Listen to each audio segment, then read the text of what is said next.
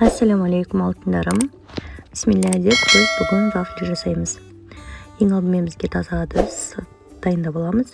Және де 100 грамм сары май, 3 жұмыртқа, 180 грамм ұн, 100 грамм қант және де айран.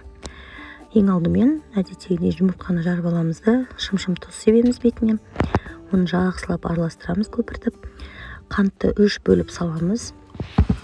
Жақсылап көпіртіп аламыз. Араластырамыз.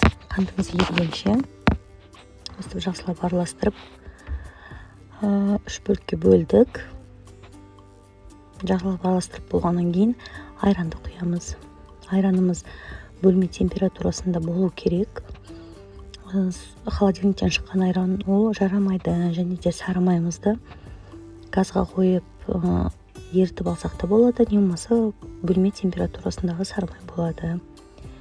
Өстіп жақсылап араластырып алғаннан кейін ұнды 3 бөлікке, не болмаса 4 бөлікке бөліп саламыз. Бұл жерде 10 грамм қопсытқыш салдым, разрыхитель.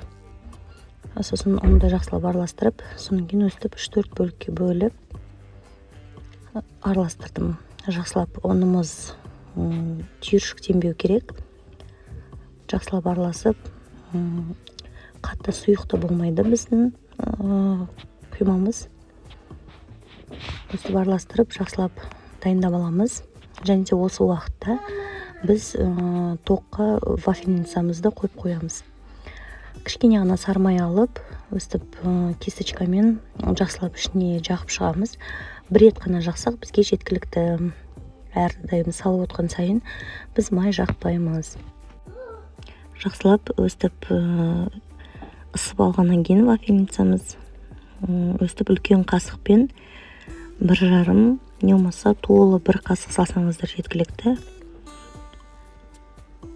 Және де вафельницамыз ысығаннан кейін тез дайын болады. Өте дәмді, жақындарыңызды қуантыңыздар жасап, тез дайын болады. Және де өстіп вафельницаларды пісіріп алғаннан кейін шоколадты ерітіп, өстіп үстіне сеуіп шықтық әсемдік үшін. Өте дәмді шығады. Сіздермен болған Айтолқын, менің каналыма тіркеліп, мені қолдап кетіңіздер. Жасап көрсеңіздер, комментарийға жаза кетіңіздер.